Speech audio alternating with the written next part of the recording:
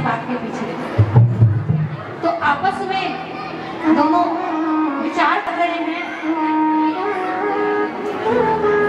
कि मैं कहां से उत्पन्न हुआ हूं। हालांकि ब्रह्मा जी को पता है कि विष्णु जी के नाभि से उनका प्राकट्य हुआ है, लेकिन फिर भी जिज्ञासा है जानने की कि फिर विष्णु भगवान कहां से आए। आपस में तकरार हो रही है, इतने में ही दोनों के बीच एक अग्नि का स्तंभ आगे खड़ा हो गया। दोनों ने विचार किया कि ये क्या है। दोनों लोग सोचने लगे, आपस में विचारने लगे। तभी आपस में दोनों ने ये फैसला किया कि विष्णु भगवान नीचे की ओर जाके देखेंगे कि ये जो स्तंभ है कहां से प्रकट हुआ है। और ब्रह्मा जी ने निश्चय किया कि ब्रह्मा जी ऊपर की ओर जाके देखेंगे। तो दोनों लोग ब्रह्मा जी ऊपर की ओर चले हैं और विष्णु भगवान नीचे की ओर चले हैं। अब भगवान विष्णु नीचे चले ही जा रहे हैं, लेकिन कोई भी छोर उस स्तंभ का नहीं मिल पा रहा है। इसके बाद भगवान ब्रह्मा भी ऊपर की ओर चले जा रहे हैं, लेकिन कोई सिरा दिखाई नहीं पड़ता। इतने में भगवान विष्णु ने सोचा कि जब इसका कोई सिरा मुझे पता ही नहीं चल रहा है तो मैं वापस चलता हूँ। और भगवान विष्णु ऊपर की ओर वापस आ गए। अब ब्रह्मा जी ऊपर की ओर बढ़ते जा रहे हैं, लेकिन उन्हें कोई छोर नहीं मिला। तो उनके मन में इच्छा हुई कि मैं जाके विष्णु जी से कह दूंगा कि मुझे छोर मिल गया, यानी मुझे इसका सिर मिल गया, कहाँ है। अब ब्रह्मा जी ये सोच के नीचे चलने ही वाले थे, इतने में उन्हें एक गैया दिखाई दी। ब्रह्मा जी ने सोचा कि मैं जा रहा हूँ, तो विष्णु भगवान ने अगर मेरी बात नहीं मानी, मेरा विश्वास नहीं किया, तो इस गैया को मैं अपने साथ लेके चलता हूँ। ब्रह्मा जी ने गैया से कहा कि तुम मेरे साथ चलो और नीचे विष्णु भगवान से चल के कहना कि इस स्तंभ का सिरा मुझे दिखाई दे गया है। गैया ने कहा कि मैं झूठ क्यों बोलूं। ब्रह्मा जी ने कहा देखो, आगे आने वाले समय में सभी देवी देवता तुम में निवास करेंगे। किसी भी इंसान को मनाना है, किसी भी जीव को मनाना है तो उसे प्रलोभन दे दो, लालच दे दो। अब ब्रह्मा जी ने गैया को लालच दे दिया, तो गैया ने ब्रह्मा जी की बात मान ली। गैया ब्रह्मा जी के साथ नीचे की ओर चल गई। उतने में ही ब्रह्मा जी को एक केतकी का फूल दिखाई दिया। तो ब्रह्मा जी ने सोचा एक से भले दो जन होंगे तो उनका ज्यादा भरोसा किया जाएगा। तो ब्रह्मा जी ने केतकी के फूल से कहा कि तुम मेरे साथ चलो और नीचे चल के विष्णु भगवान से कहना कि मुझे इस स्तंभ का छोर मिल गया है। अब केतकी के फूल ने भी कहा कि मैं क्यों चलूं। तो ब्रह्मा जी ने कहा कि विश्व में सभी देवी देवताओं पर आपको चढ़ाया जाएगा। तो केतकी के फूल को भी प्रलोभन मिल गया, तो केतकी का फूल भी राजी हो गया। नारद जी पीछे की तरफ चले जाओ। तो बोले शंकर भगवान की। तो केतकी का फूल भी ब्रह्मा भगवान के साथ नीचे की ओर चल गया। जैसे ही तीनों लोग बीच में आए, भगवान विष्णु उन्हें वहीं दिखाई दिए जहां से दोनों लोग चले थे। अब ब्रह्मा जी ने विष्णु जी से पूछा कि आपको छोर मिल गया। भगवान विष्णु ने कहा कि नहीं, मुझे छोर नहीं मिला। बोले शंकर भगवान की।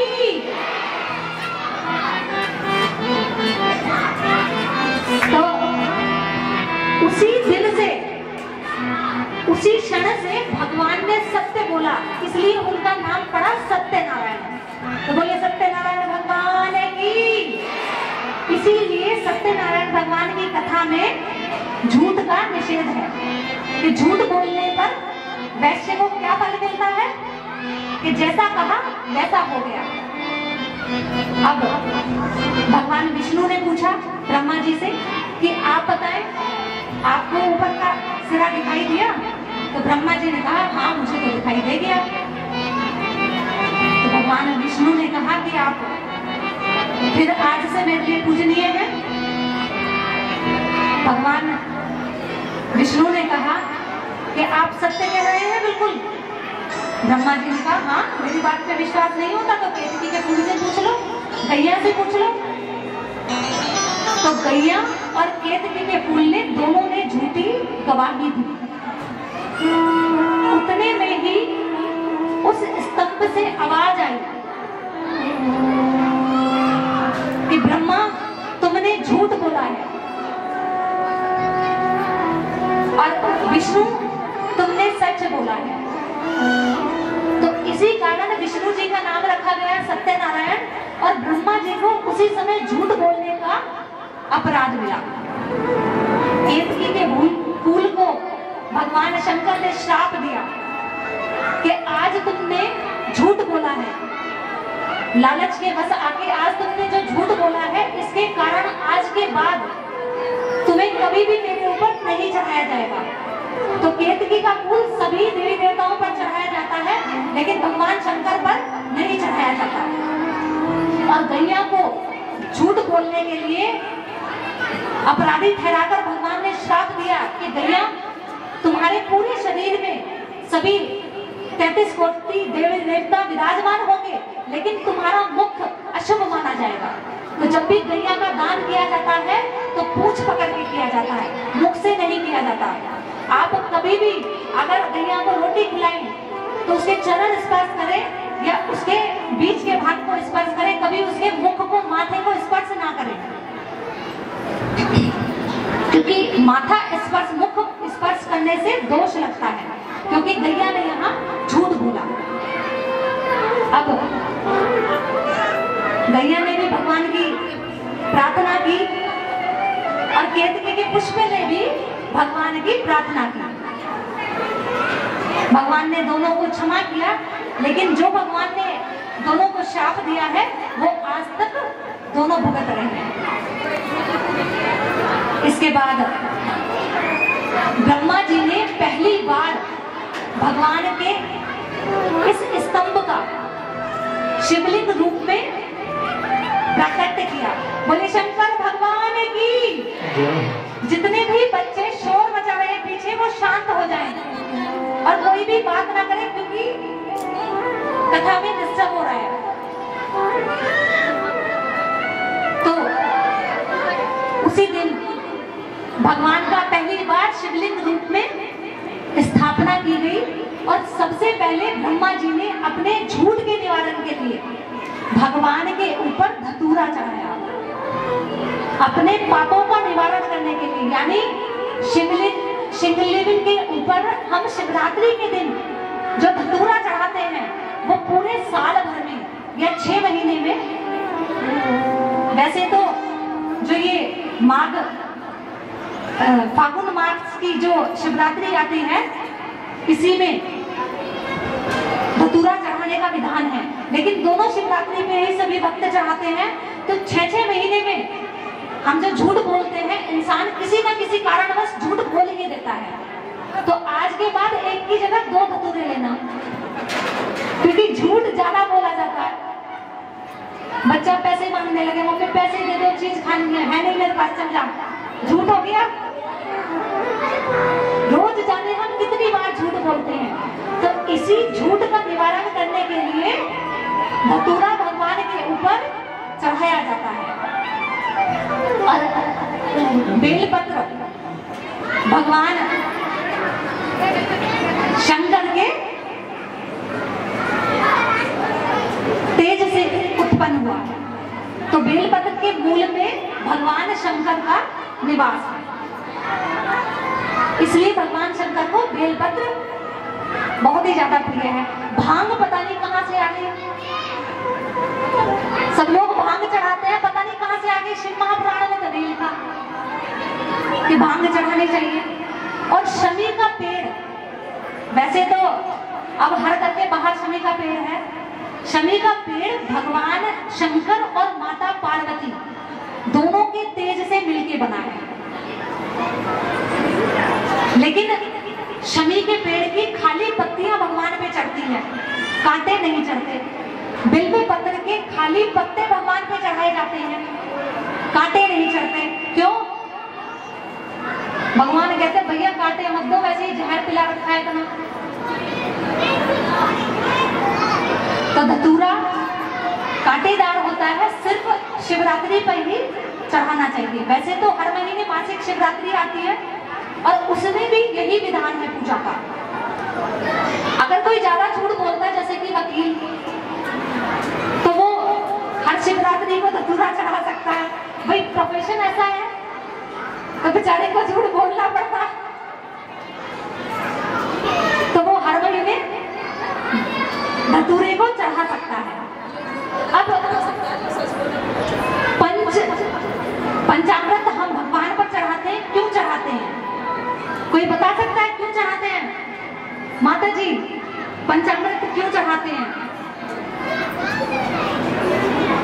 भगवान के ऊपर 5 चीजें चढ़ाई जाती है पंचामृत में मिलाकर।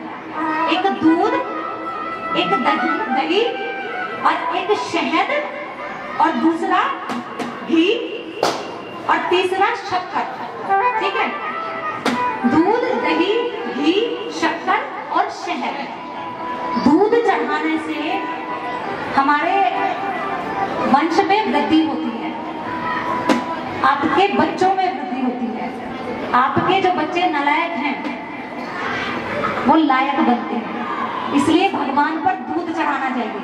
जो लोग कहते हैं ना, बहुत सारे ऐसे बुद्धिजीवी हैं, अरे ये दूध चढ़ा चढ़ा के बहा देते हैं।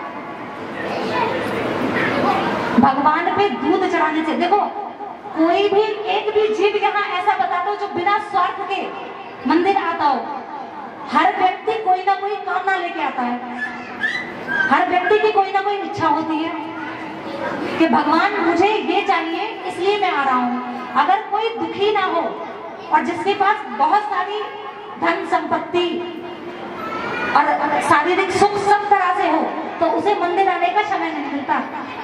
भगवान जैसे बहुत सारा सुख दे देता है ना, वो ही कहता है मेरे पास समय ही नहीं है, क्या करें, मन में भगवान है। अगर सभी लोग ऐसे सोचने लगे ना कि मन में भगवान है, तो मंदिरों में ताले लग जाएंगे। भगवान भी तो भक्तों के सहारे बैठे होते हैं। भाई कलयुग है, कलयुग में भगवान खुद खड़े होंगे तो अपनी पूजा कर नहीं सकते या चमत्कार नहीं दिखा सकते। किसी न किसी रूप में और किसी न किसी कार्य के द्वारा ही भगवान अपना अनुभव व्यक्ति से कराते हैं। कुछ लोग कह रहे थे कि तुमने भगवान को कभी देखा क्या? तुमने हवा को देखा है? किसी ने देखा है हवा को? लेकिन हवा हमें जीवन देती है। अगर इसी समय हवा बंद हो जाए, वायु बंद हो जाए, तो क्या जीवित रह पाओगे? तो इसी तरह भगवान का अनुभव हर क्षण होता है कि भगवान हमें किस प्रकार अपना अनुभव करा रहे हैं, किसी कार्य के थ्रू या फिर किसी सुख के द्वारा। भगवान हरदम हमारे साथ रहते हैं। इस प्रकार। और एक बात और, बहुत सारी माताएं ऐसी हैं जो बाल खुले करके मंदिर में आती हैं, बाल धोएंगी और बाल धो के मंदिर में आएंगी। आपको पता है बाल सबसे ज्यादा अशुद्ध माना जाता है। हमेशा मंदिर प्रांगण में आप जब भी घुसे तो बालों को पीछे बांध के घुसे, क्योंकि आप अगर बाल खुले करके आएंगी तो बालों में बार बार हाथ मारेंगी तो आपके हाथ अशुद्ध हो जाएंगे। बहुत सारे तो ऐसे लंबे लंबे बाल हैं और धो के जल्दी जल्दी आ गए और बाल नीचे इधर उधर गिर रहे हैं और कई बार जल भी जाते हैं। बहुत बड़ा पाप लगता है। भगवान के मंदिर में कभी भी बालों को खोल के नहीं आना चाहिए। और शिवरात्रि है इसलिए बता रही हूँ, और 9 साल हो गए, 9 साल से बताते आ रही हूँ, चाहे कोई माने ना माने, कभी भी तांबे के लोटे में दूध डाल के भगवान के ऊपर जल नहीं चढ़ाना चाहिए। तांबे के अंदर अगर आप दूध डाल देते हैं तो वो जहर बन जाता है। आप 2 घंटे के लिए दूध डाल के तांबे के बर्तन में रख दो, वो फट जाएगा। तो भगवान को जहर मत पिलाओ। सृष्टि के संहार को रोकने के लिए संहारकर्ता भगवान शंकर ही हैं। सृष्टि के संहार को रोकने के लिए भगवान ने विष पान किया था। आप जानबूझ के पिला देते हो, पता होते हुए भी।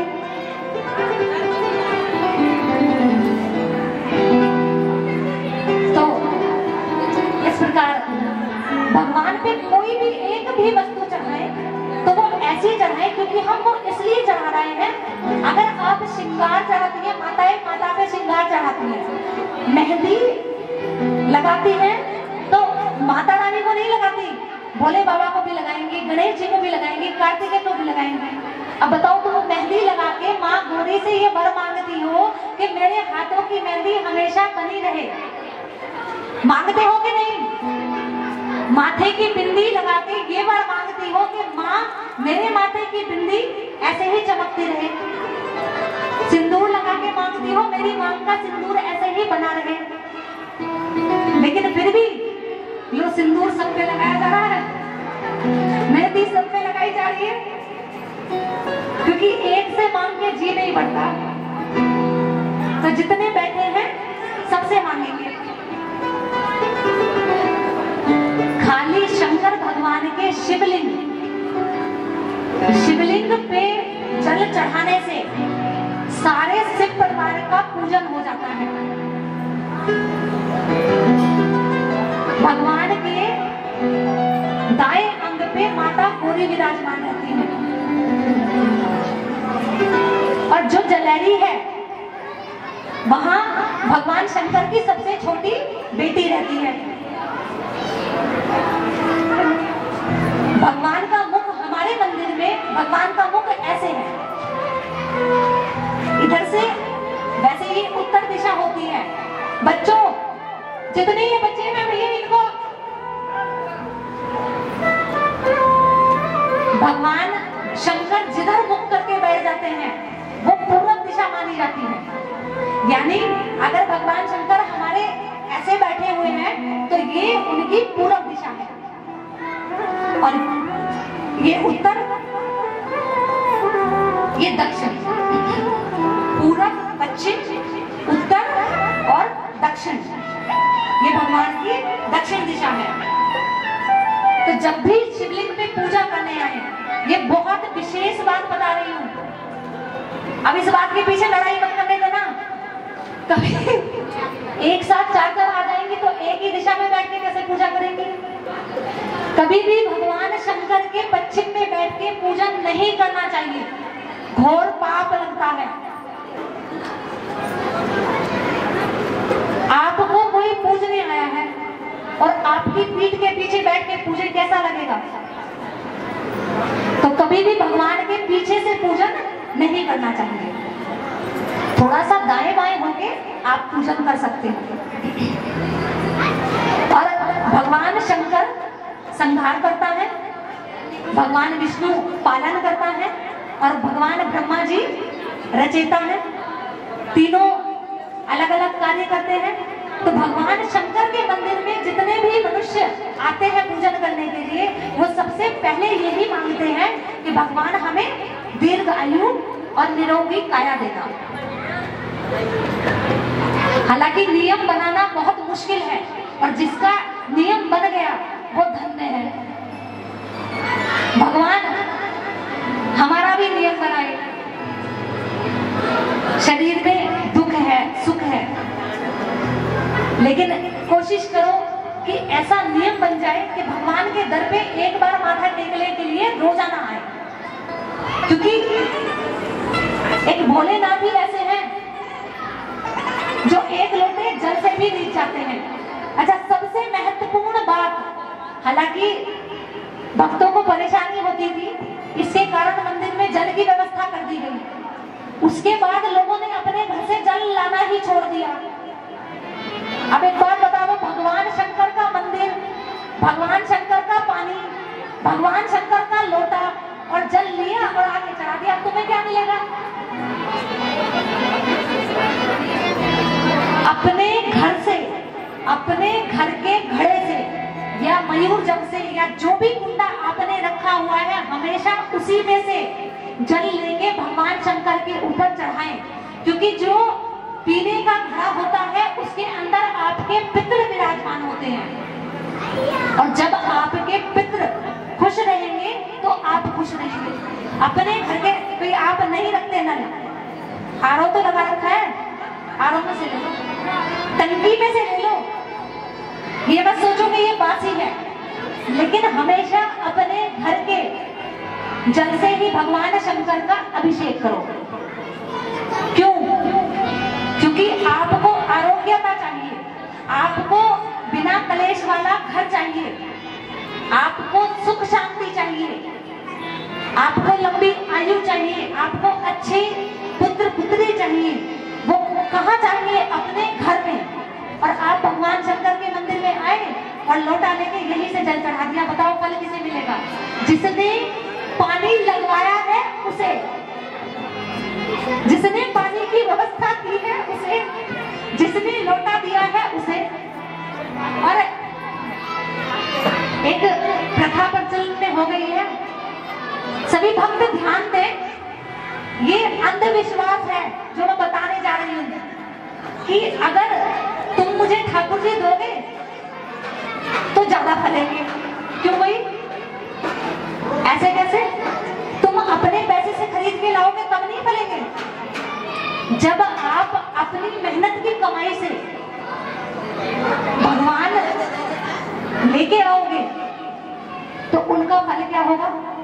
सोच के देखो, आपने जो कड़ी मेहनत की है उसी से तो आप भगवान अपने मंदिरों में, अपने घर में विराजमान करोगे, तभी आपको फल भी मिलेगा। तो इसलिए ऐसी कही सुनी बातों पे बहुत सारे लोग हैं जो कुछ भी कह देते हैं, और मैं एक भी शब्द बिना पढ़े, बिना सुने संतों के मुख से, जो वास्तव में संत हैं, एक भी शब्द नहीं बोलती, ना अपने पास से बोलती हूँ। तो इसलिए हाथ जोड़ के विनती है कि जितने भी लोग ये सोचते हैं कि ठाकुर जी हमें कोई गिफ्ट में कर दे तो हमें ज्यादा फलेंगे, गलत बात है। आप लोग खुद की कोशिश करो कि जितना भी हो जाए हमसे ठाकुर जी हम दूसरों को दें। जितनी वो सेवा करेगा उसका 90% आपको मिलेगा।